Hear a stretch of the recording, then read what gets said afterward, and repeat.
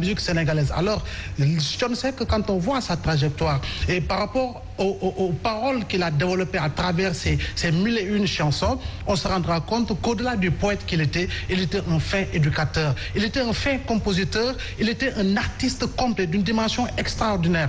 Donc, par rapport à la jeune génération, on se rend compte qu'en réalité, aujourd'hui, il faut impérativement que les jeunes qui sont dans la musique, qui sont véritablement dans cet art, puissent aller puiser dans l'héritage que leur ont laissé justement des hommes et des femmes, mais comme John Seck. Donc, il faudra impérativement qu'ils soient dans la recherche permanente, qu'ils se disent que la musique, ce n'est pas l'effet de buzz et que la musique véritablement doit durer dans le temps. Si aujourd'hui, je suis en face d'Abdoulaye Mamadou Guissé et que je lui parle de l'opus de Abdoulaye Mboup, chantant le président Lamine Gueye au lendemain de son décès en 1968, quand je lui parle de Pape Seck Dagana, quand je lui parle de Nicolas Ménam et tant d'autres artistes, c'est sûr véritablement qu'il va se remémorer parce qu'en réalité, ils ont laissé un héritage très riche. Donc, mot pour vous suivre sur votre lancée, pour quelqu'un qui a démarré très tôt sa carrière, à l'âge de 14 ans avec l'orchestre Baobab, ce n'était pas évident à cet âge-là, mais surtout à cette période-là, de faire de la musique.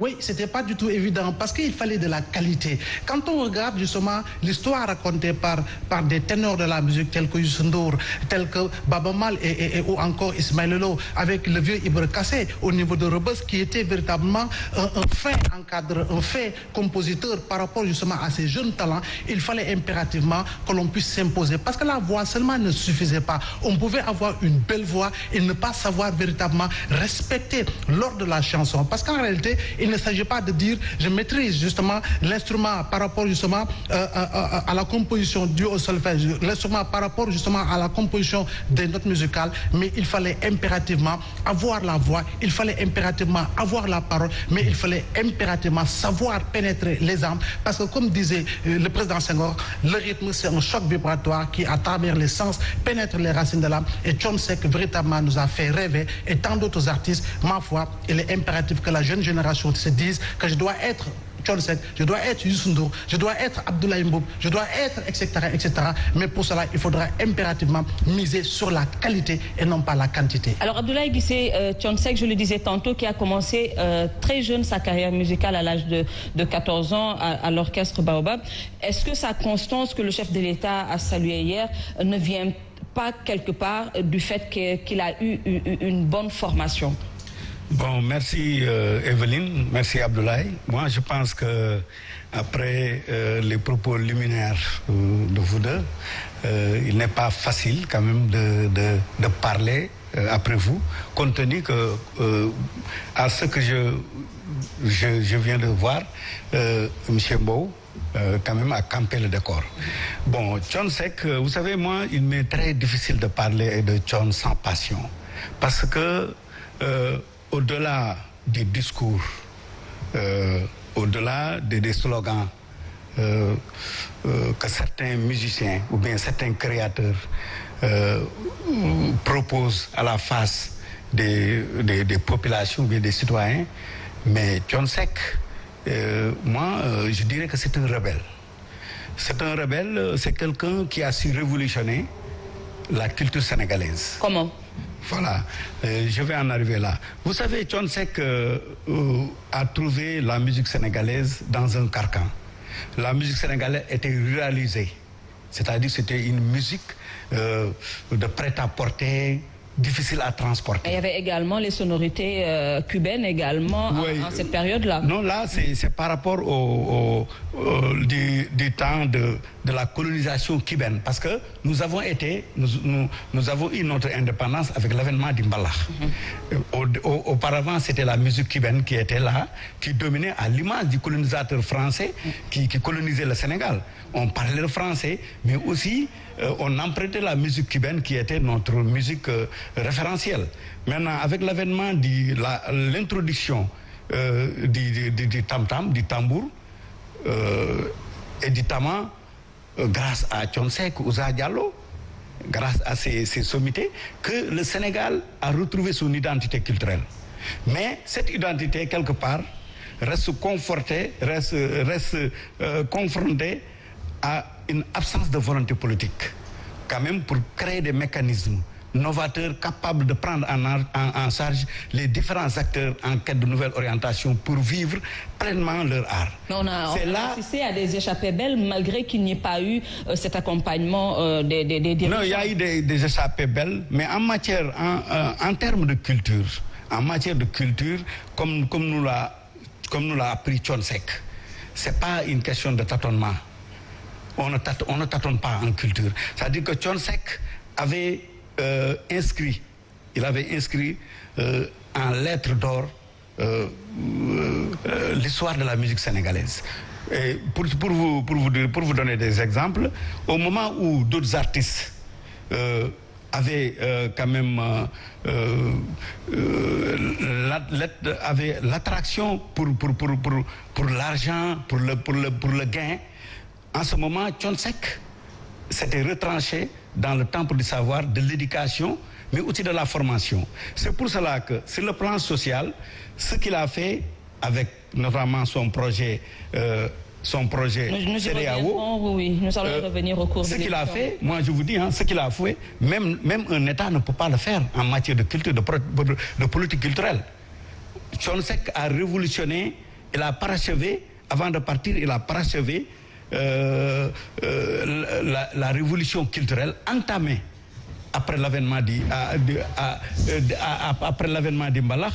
Et aussi, il a bien transmis son mérite, c'est d'avoir bien transmis l'héritage.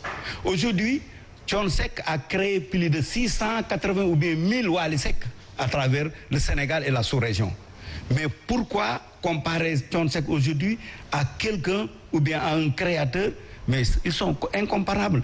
Il ne faut jamais comparer. Je dirais même que Thione, c'est l'université. C'est l'université, c'est l'école de l'organisation, de la méthode, du savoir.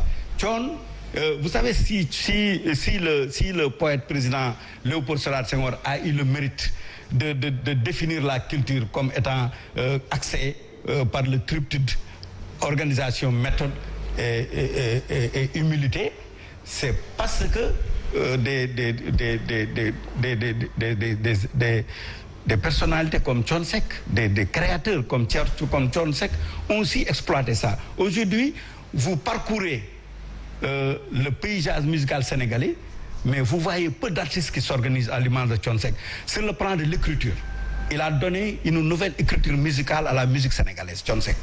Qu'on le veuille ou qu'on ne le veuille pas, il a semé les graines de l'espoir par les racines et non par les branches. Thione Seck qui avait donc un style particulier et qui a préféré travailler à la vulgarisation de la musique sénégalaise, des textes tellement profonds et qui ont valu quelque part qu'on l'appelle le philosophe de la musique sénégalaise, Abdoulaye Mbow. Effectivement, Thione Seck, au-delà du parolier, il était un fin poète justement dans la musique sénégalaise. Il était véritablement un philosophe. Mais comme l'a dit M. Guissé, il faudra impérativement qu'on se dise, Thione Seck également, au-delà de l'organisation dont vous parlez, au-delà d'être l'université de la parole et des bonnes paroles en termes de composition musicale, il a également su écouter justement ces grandes voix qui l'ont précédé dans la musique sénégalaise.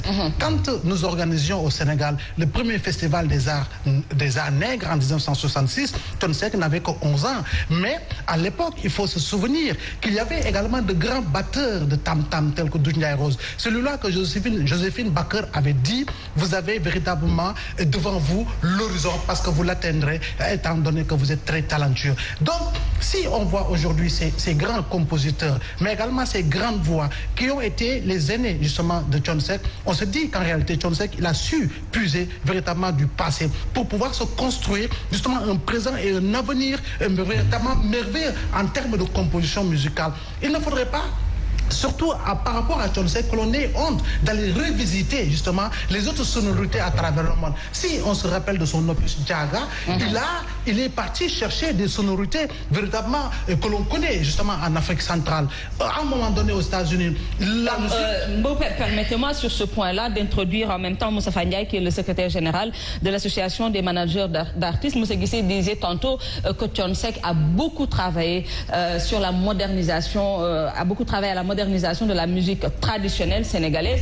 Et c'est quelque peu qu'il a un peu titillé les sonorités internationales. Est-ce que quelque part, ça n'a pas joué sur sa carrière internationale, je veux dire? Merci, en saluant aussi mon grand frère qui est ici et saluer aussi les téléspectateurs. C'est vrai que c'est une personne qui, quand tu regardes un peu ce qu'il a eu à faire, c'est vrai qu'il a changé, qu'il a apporté du nouveau. Parce que d'après l'histoire, parce qu'on n'est pas de sa génération, mais tout le monde nous a fait comprendre que quand il est venu avec sa musique, c'était un peu le salsa qui était la musique dominante. C'est lui qui a amené ce mbala un peu que nous connaissons aujourd'hui. Exactement, avec des sonorités très sénégalaises et qui a apporté cette touche aujourd'hui qui s'est développée aujourd'hui. Thione, je pense que nous tous, il nous a marqué par sa musique, mais aussi surtout par ses paroles.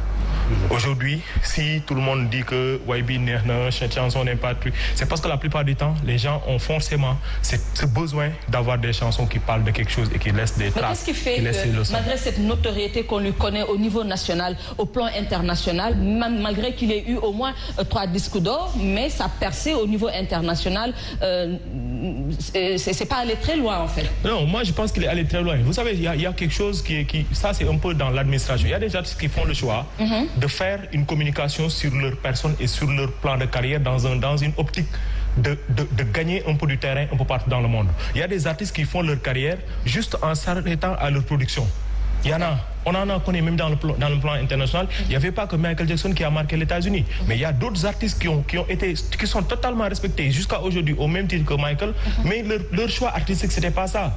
Bob Marley, c'est après son décès qu'on a connu tout ce Bob Marley. Parce qu'après, il fallait faire beaucoup de communication sur sa personne et sur le reggae. C'est ça, comme ça. Peut-être Thione, son choix de carrière, comment il est, on le connaît. Lui, ce qui l'intéresse, c'est faire ces trucs, faire des messages, être ce grand frère qu'on lui connaissait. Peut-être c'était ça son choix. On a Baaba Maal. Baaba Maal, c'est une très très grande personnalité de la musique. Mais aujourd'hui, vous savez, ça dit c'est un choix. Par contre, Youssou N'Dour, qui est l'exemple peut-être qui fait la différence entre lui, c'est un artiste peut-être qui, au-delà de ça, a une vision de communication de sa personne et de ses productions, ou même au-delà de la musique, qui apporte ça.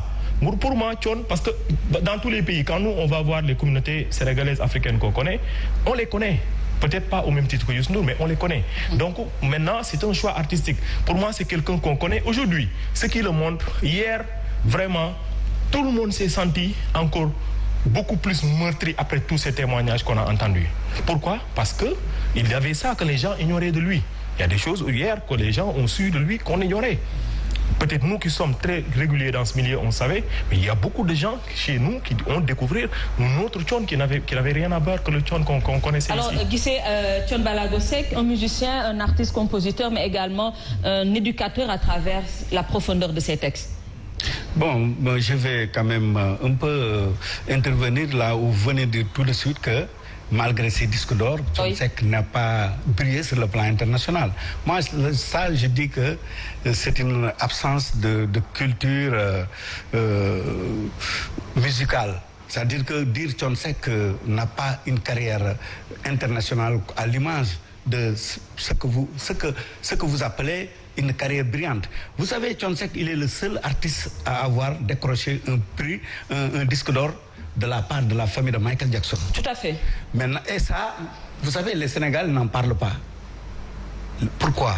Vous savez, quelque part, il y a une volonté manifeste. Alors pourquoi il y a pas ces feux de rampe sur sa carrière internationale? Mais parce que, dit pas qu'il y a quand même une carrière tout simplement, oui. la vie d'un poète, la vie d'un poète est différente de la vie d'un magicien. Le magicien, il veut les artifices, les feux, pour se faire voir. Alors que les poètes sont des créateurs. C'est à travers la parole qu'ils créent. Vous revenez à son style. Oui, Thione, c'est quelqu'un quand même dont le génie dépasse l'entendement des communs des esprits. Parce que Thione Seck, non seulement il est un poète, mais aussi il a cette capacité de nous dire ce que sera demain, l'avenir. Et je vais vous donner des exemples. Dans le cadre du projet CEDEAO, mais vous savez, je peux prendre en témoin Idrissa Diop. Dans son studio, il nous a dit projet BDI, mais man, c'était alarmant quand on m'a dit que Thione est décédé. Parce que c'est un projet colossal. Parce qu'une semaine le vendredi qu'il m'a appelé pour me dire que j'ai gagné mon procès, on m'a blanchi. Le samedi, il m'a appelé pour me dire mercredi prochain, c'est-à-dire après-demain, on va faire une émission sur la situation du pays et le rôle des créateurs. Donc, vous voyez cette personnalité.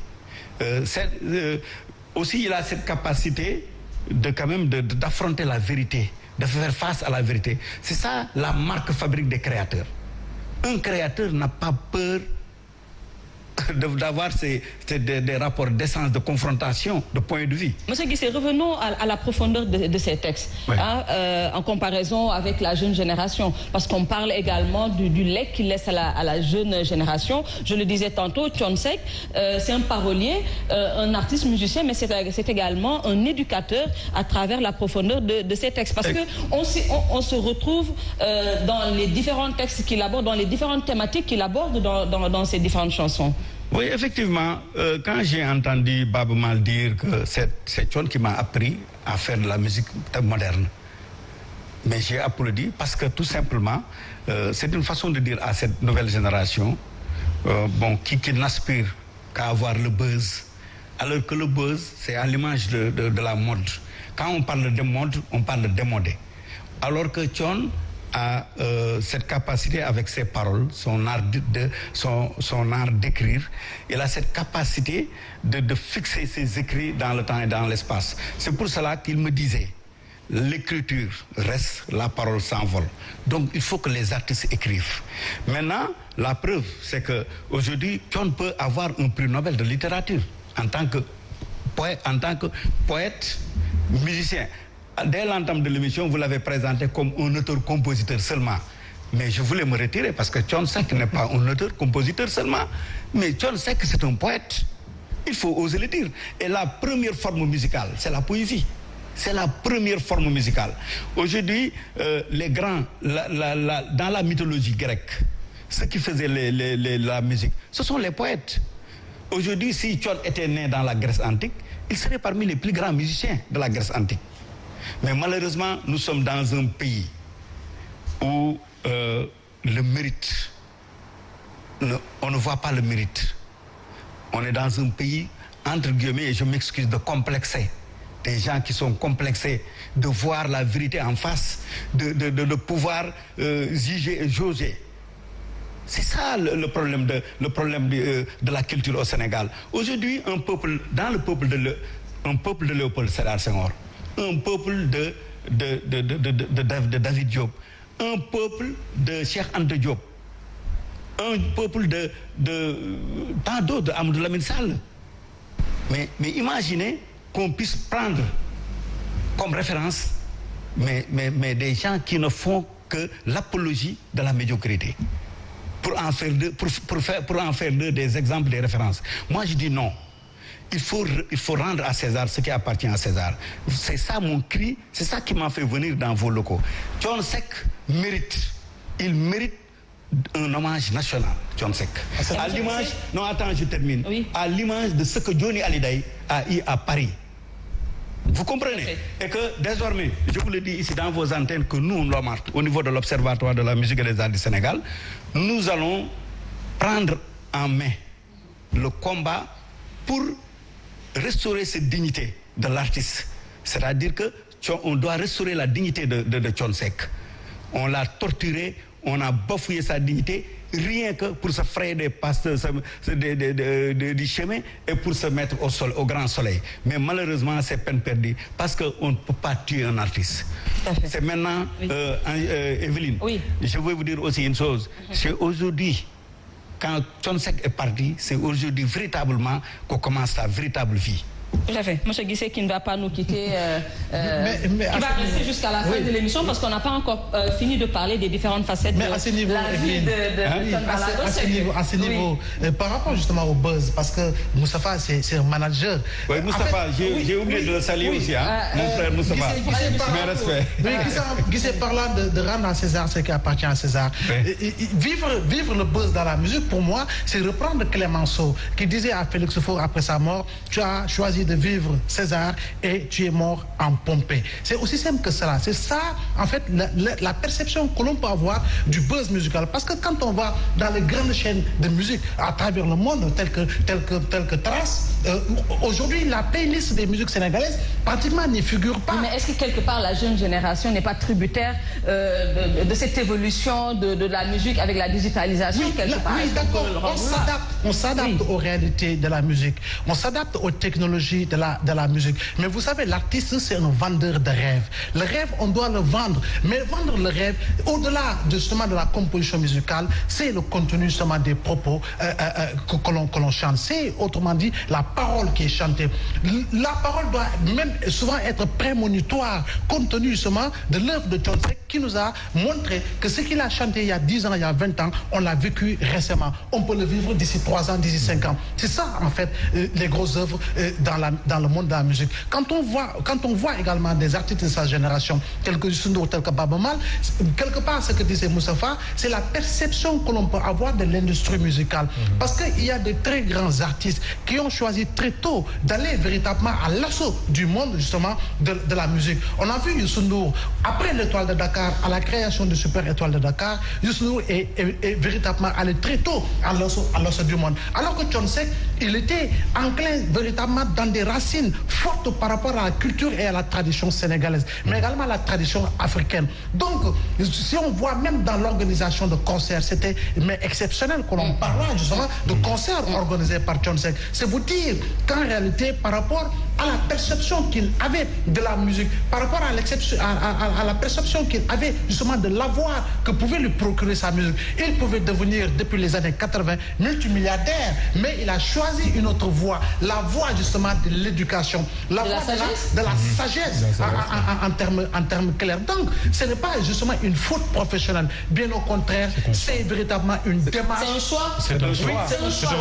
C'est un choix assumé, mais également une démarche qui montre et démontre qu'en réalité, qu'il est une université de la parole, qu'il est une université de la musique, véritablement une université dans laquelle peuvent s'inspirer aujourd'hui tous ces jeunes, hommes comme filles, qui veulent se lancer dans la carrière musicale. Alors Moustapha, quel devrait être le lien entre Thione Ballago Seck et cette jeune génération qui est portée vers la digitalisation? Mais faire le choix comme Guissé l'a un peu brossé, qu'ils prennent de toute cette richesse qu'il nous a laissé. Un enracinement, oui, ensuite une ouverture. Oui, en s'inspirant de lui, en regardant ce qu'il a fait, en le prenant, parce que c'est ça qui va immortaliser véritablement l'artiste. Aujourd'hui, je parle manager. Aujourd'hui, moi, par exemple, un artiste que j'ai géré est décédé, Ablaye Mbaye. Depuis le temps, aujourd'hui, on commence à l'oublier parce qu'il n'y a aucun produit qui le rappelle. Les gens ne reprennent pas son album, tu pars avec tes œuvres. Aujourd'hui, la meilleure façon de rendre hommage à cet artiste, c'est que ces jeunes s'approprient de ces textes et s'inspirent aussi de cette finesse d'écriture, mais aussi de pertinence aussi dans les textes. Wally a déjà essayé des textes, mais en y mettant un style moderne de la jeune génération. Aujourd'hui, chaque titre qu'un jeune artiste va reprendre va rappeler de plus en plus ce grand monument qui nous a quittés. Je pense que c'est la meilleure des choses qu'on peut faire. Et puis autant aussi sur le cinéma, le théâtre, ainsi de suite, parce que chaque thématique aussi peut être rejouée, présenter un spectacle sur une scène, faire des films, faire un documentaire. Dans tous les domaines, on peut s'inspirer de ce que notre cher Thione a fait. Et je pense que c'est le seul truc que nous, managers, on peut conseiller à ces jeunes générations qui, au moment où je te parle, quand tu vas dans les soirées qu'ils font, pourtant, il n'y en a pas un qui fait toute une soirée sans au moins reprendre quelques parties de ses chansons pour le faire. Parce que c'est quelqu'un qui, en prenant ces trucs, surtout sur la mélodie des voix, ça t'apporte des choses, ça te renforce et te réconforte. Je pense que nous avons perdu quelque chose de toute manière que c'est sûr et certain que ce sera difficile de le remplacer. Ça, c'est sûr, parce que Thione, ce n'est personne ici en matière d'écriture, de voix, richesse de création et autres. C'est quelqu'un d'exceptionnel à ça. en tant que Thione Seck, en tant que aussi personne, pour l'avoir un peu côtoyé. Et j'en profite pour présenter mes condoléances aussi aux managers qui sont dans l'association et qui travaillent avec lui, comme Koné, Papis et aussi Ndiaga, qui tout le staff. Mention spéciale à ces musiciens qu'on connaît tous, avec qui on collabore tout le temps. C'est vraiment très touchant. Sa fille qui est aussi très généreuse, qui est dans le groupe et qui, chaque fois les artistes ont besoin, elle est là, prête aussi à aider. Et tout ça, on profite de cette occasion pour leur présenter nos condoléances. Alors, Abdoulaye Guissé, vous parliez tantôt de son projet colossal, cet album CEDEAO. Pouvez-vous nous en parler un peu? Oui, parce que c'est un album, bon, j'ai eu à partager l'honneur quand même. C'est un honneur pour moi d'avoir partagé pendant des mois cet album, la conception, dans tout le processus. Mais je vous dis, Thione Seck est impressionnant. Parce que avec cet album, il est parti de l'existant pour arriver au réel. C'est-à-dire qu'au départ, il n'a rien. Il n'a aucun appui. Il doit faire venir des artistes de la Mauritanie, de partout. Ils doivent venir. D'autres peuvent venir d'une façon volontaire, en mettant leurs propres moyens. Mais je vous dis, en ce moment où je parle, je pense qu'il a pu utiliser plus de 300 artistes qui ont enregistré, et que c'est un travail pour moi qui devait être sous-tendu par l'État du Sénégal. Parce que c'est dans le cadre du patrimoine, de la conservation du patrimoine Qu'est-ce qui sous-tendait un peu ce projet-là? Mais ce projet, c'était en quelque sorte l'unification de l'Afrique par la culture. C'est-à-dire que si on peine à unifier l'Afrique par les États, par les politiques, lui, il dit qu'en tant qu'artiste, les peuples peuvent avoir leur unité africaine, leurs États-Unis d'Amérique, à travers la culture. Aujourd'hui, avec cet album, CEDEAO, mais c'est toute l'Afrique qui s'y retrouve. Bien vrai qu'il a donné à la sous-région, mais je pense qu'il a même pris des artistes d'Afrique du Sud et autres qui sont venus d'ailleurs. Maintenant, ce que je voudrais, moi, lancer un appel, parce que c'est important pour cette émission, c'est-à-dire que le président de la République, Macky Sall, mais il a une véritable politique culturelle qui est là. C'est-à-dire ce projet de CEDEAO, il pouvait en faire un patrimoine culturel. Y mettre les moyens pour le bénéfice des artistes sénégalais et de la sous-région. Mais également les différents États de la CEDEAO, ça aurait dû être porté par toutes ces mais il faut que ça soit d'abord porté, comme l'a dit Thione avant son décès, que ce soit porté par d'abord le président Macky Sall. Par le Sénégal. Et d'autant plus que le président Macky Sall connaît bien le projet. Il connaît bien le projet CEDEAO. Mais maintenant, c'est-à-dire que quelque part, au niveau de l'entourage du président, parce que, Evelyne, il faut oser le dire. Moi, je pense que ma proximité avec Thione m'a un peu dénaturé. Parce que moi, j'aime dire les choses telles qu'elles sont. C'est ce qu'il faut faire. Voilà. L'entourage du président de la République, ses conseils culturels, mais il y a des gens qui ne veulent pas que ce projet de Thione avance et qui ne voudront jamais dans la vie que ce projet voit le jour. Maintenant, c'est un défi que nous lançons, nous, l'Observatoire de la musique et des arts, et ça fera partie désormais de nos plateformes de revendication. Ce projet CEDEAO-là, nous allons le porter. Et pour le repos de l'âme de Thione Seck. Ce n'est pas à Wally Seck de concrétiser le projet. Parce que Wally Seck en est très petit. Il est colossal. Wally Seck en est très petit pour ce projet. Parce que ça dépasse Wally Seck. C'est un problème de patrimoine culturel du Sénégal et de l'Afrique. Donc il faut que l'État du Sénégal porte ça. À défaut, les artistes, les acteurs culturels porteront le combat pour que, à l'image de d'autres projets qui seront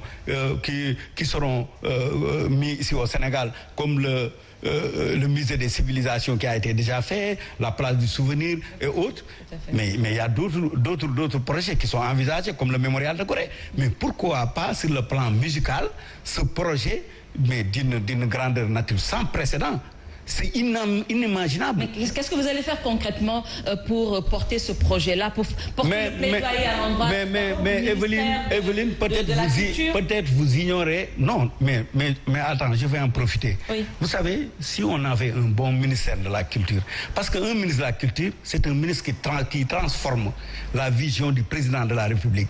Mais les ministres de la Culture que nous avons eus, à part Serigne Modou Bousso Leye, et il faut le dire, parce qu'il a été le meilleur ministre de la Culture que le Sénégal a eu. À part Serigne Modou Bousso Leye, nous n'avons jamais eu de ministère de la Culture. Nous n'avons que des marionnettes, des ministres qui sont téléguidés par des gens qui se disent stars du milieu, qui leur dictent leur loi. Alors que la mission du ministre de la Culture, c'est de transformer en acte la vision du président, la vision culturelle du président de la République. Aujourd'hui, le président est mal entouré en matière de culture. Parce qu'il n'y a personne qui lui dit, président, il faut faire là. Tout ce que le président a fait pour la culture, il l'a fait de son propre gré. Il nous reste peu de temps. Qu'est-ce que l'OMART va faire concrètement pour porter le plaidoyer, je vais dire? Mais l'OMART, vous savez, je ne peux pas vous dire séance tenante comme ça que nous allons faire ceci. Mais d'abord, ce que je vais vous dire, et je vais prendre l'engagement ici, que l'OMART va porter ce projet de la CEDEAO pour que ce soit concrétisé. Un. Deuxièmement, c'est que nous allons contacter l'Union africaine, la CEDEAO, tout ça, nous allons les contacter, faire des démarches. Mais même sur le plan international, il y a des organisations qui veulent que l'Afrique soit autonome. Fojeka également, parce que c'est quelqu'un qui travaillait avec Amadou Diagne Fojeka. Voilà. Nous allons tous les contacter, mais c'est que ce que je dis en dernier ressort, c'est que notre volonté d'accompagner la vision de Thione Seck, son projet qui lui était très cher, c'est-à-dire que ce projet de CEDEAO, la volonté est là et que les stratégies sont là pour atteindre nos objectifs. Nous allons le faire parce que nous sommes ses héritiers. Nous sommes des héritiers de Thione Seck.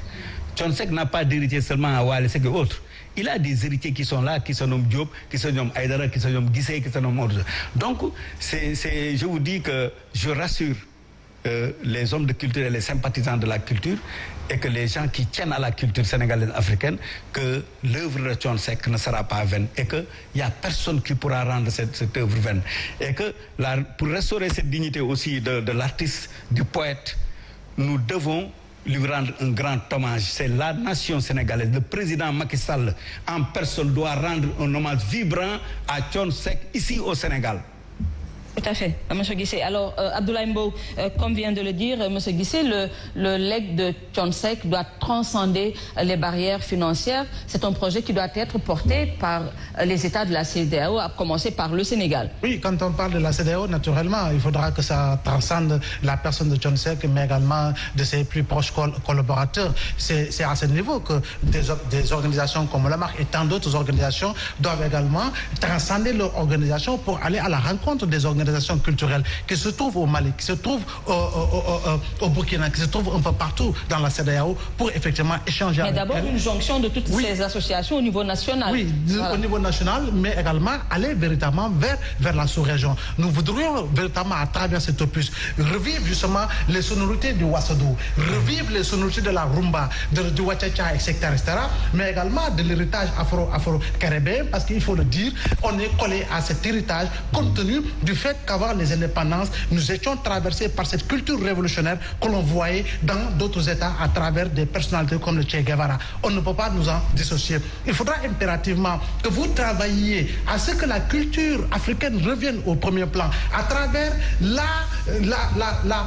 renaissance de ces cendres de l'Union des radios-télévisions nationales africaines, parce qu'à un moment donné, au moins on savait ce que c'était la culture mauricienne, ce que c'était la culture sud-africaine, ce que c'était la culture camerounaise, parce qu'à un moment donné, dans la tranche horaire justement des télévisions, nous avions un programme multiple justement à travers l'Union des radios-télévisions nationales africaines, l'URTUNA. Donc vous avez véritablement, monsieur Guissé, un travail colossal qui vous attend. Il faudra impérativement qu'au musée des civilisations noires, que nous ayons le couloir des artistes, que nous ayons le couloir des anciens combattants, que nous ayons le couloir justement de ces compositeurs tels que Doudou Rose et tant d'autres qui ont marqué l'histoire culturelle du Sénégal, mais également de l'Afrique. Donc, il faudra mettre de côté véritablement certaines, en tout cas, considérations liées à des bisbilles avec telle ou telle autre organisation et fédérer vos forces parce que la culture a besoin de vivre au Sénégal.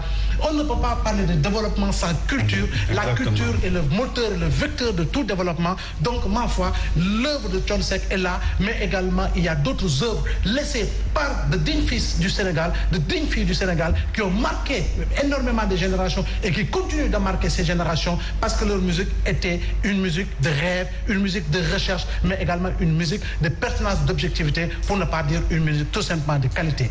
Alors Moustapha Ndiaye, comment satisfaire les mélomanes qui voudraient encore écouter de la musique sous Thione Seck ou cette jeune génération qui est tentée un peu par les sonorités modernes? Ça, je pense que comme ça a toujours été. Tu sais, aujourd'hui, chaque fois on dit tels artistes, on ne le voit pas beaucoup, ou seul produit n'est pas très régulier dans le marché. Des fois, il y a des artistes qui, quand ils sortent quelque chose, on dit un revenant, alors que pourtant non. Souvent, d'habitude, on avait un moment où tous les médias, la diffusion des produits était vraiment assez unilatérale. C'est-à-dire tu écoutais tout en une journée. Aujourd'hui, très très sincèrement, quand tu es scotché à une chaîne, la plupart du temps, c'est les mêmes artistes que tu vas passer. Et c'est la jeune génération qu'on voit? Le plus souvent, ce n'est pas... Souvent même, il y a de grands artistes que tu vois, mais souvent, c'est par rapport à une tendance musicale qui est de plus en plus jeune et la consommation est très jeune. Et des fois, les médias aussi répondent à un besoin de ces publics qui ont plus besoin de regarder quelque chose qui est, comment dirais-je, à ces tendances, comme il le disait, mode, mais alors que les médias ont ce rôle, au-delà de satisfaire aussi, d'informer, de faire de sorte que les gens aient une large diffusion. Il y a beaucoup de gens, quand ils viennent ici, ils pensent qu'il n'y a que le malakh au Sénégal comme musique. Ouais. Ceux qui font de l'afro, ceux qui font du jazz ne sont pas diffusés. Et pourtant, ils font de très belles vidéos, va sur leur page YouTube et autres. Pourquoi est-ce que ces gens ne sont pas diffusés? Est-ce que c'est parce que par rapport à la musique, pourtant cette musique est plus vendue que le malakh à l'international? Donc, où se trouve le problème? Aujourd'hui, un Thione Seck, si les médias ne le mettent plus, qu'est-ce que nous, on pourra faire? Ce sera pas... C'est aux médias juste de se dire que de prendre aussi un engagement du même genre que Guissé pour dire que ok, nous aussi on va pas lâcher Thione, au moins qu'on va le mettre régulièrement. Là aussi où les artistes peuvent jouer leur rôle, c'est de puiser, et les jeunes générations ont ça parce que aussi ils ont des répertoires côté texte, souvent c'est vraiment pas là, c'est vraiment pas ça quoi. C'est trop léger comme texte quoi. Bien que c'est à la tendance, c'est tendance, mais des fois je pense que s'ils prenaient... Est-ce que c'est pas quelque part que les gens portent beaucoup plus attention à la musique qu'au texte? Oui, mais vous savez, pas forcément. Tu sais, il y a des gens, tu leur donnes... Il y a beaucoup de gens qui aiment bien la bonne musique, accompagnée de bons textes. Des musiques cubaines, des musiques afrobeat, avec un texte, avec du mbalak dessus. Voilà, c'est à la mode nigériane, c'est à la mode ghanéenne, c'est à la mode sud-africaine. Et puis, voilà. Mais ce que les mabos font, c'est pas le mode nigérien, c'est le mode sénégalaise, beat, tout ça. Ce que les rappeurs aujourd'hui commencent à mettre, c'est du mbalak, sur du rap, tout ça. C'est-à-dire, je pense que ce n'est plus cette expérience. Aujourd'hui, on a le phénomène du style Nigérian est arrivé, ça a eu sa place au moment. Mais aujourd'hui, les Sénégalais, la musique est en train de se positionner. C'est au niveau de la diffusion que je demanderais juste peut-être d'être plus ouvert, de se dire qu'il y a autre chose qui est proposée par des jeunes. Et j'en connais, moi je connais beaucoup de jeunes artistes qui font des festivals très régulièrement et dont leur musique n'est pas diffusée. J'en connais, je peux te faire une liste de 10 aujourd'hui, tout de suite. Et qui font des festivals. Ils font des festivals à l'international. Oui. Des jeunes qui sont ici au Sénégal. Ils font des festivals et pourtant leur vidéoclip n'est pas diffusé. Moi j'en vois. C'est pas pour mettre un clash au télé, ça n'a rien à voir. Oui. C'est juste pour montrer que peut-être que c'est une consommation de mbalakh est tellement pesant ici qu'ils mettent beaucoup de mbalakh. Mais si eux faisaient le choix de dire que, ok, un Thione, on va pas l'oublier, on va pas l'oublier. Alors, M. Guissé, nous allons finir avec vous. On est à la fin de l'émission. Est-ce que, Laurent, tu n'as pas du pain sur la planche? Parce que je me rends compte également qu'il nous faut une culture musicale quand on laisse en rade d'autres créativités parce que, voilà, on porte un type musical, croyant que c'est ça qui fait le buzz. Moi, je ne comprends pas. Qu'est-ce que vous voulez dire par là? La culture musicale, les animateurs, est-ce qu'ils n'ont pas besoin d'être accompagnés pour avoir une culture musicale vraiment large? Mais Evelyne, vous savez, on n'a pas besoin de forcer les gens pour consommer Thione. Thione, il est consommable sans danger. Thione, il est consommable par toutes les générations. Thione, il est actuel. Il est comme je m'excuse du terme, il est comme le Coran et la Bible. Il s'adapte à tous les temps. Il transcende les générations. Oui. Thione sait que les paroles... Vous savez, même cette nouvelle génération, Evelyne, c'est une génération qui écoute les paroles. Tout à fait. Si vous remarquez les statuts, oui, des jeunes, mais ils font des statuts avec des chansons de Thione Seck qui édifient sur des comportements, sur la morale, sur le comment vivre. Pour vous dire, moi je pense qu'il n'y a pas de danger, il n'y a rien à craindre. C'est comme le disaient c'est l'homme qui a peur, sinon il n'y a rien.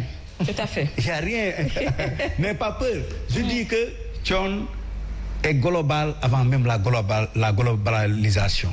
Thione est global avant même la globalisation. C'est moi qui vous le dis ici. L'œuvre de Thione Seck est éternelle, elle est pérenne. Et que je pense que je dirais même qu'il s'inscrit un peu dans le futur.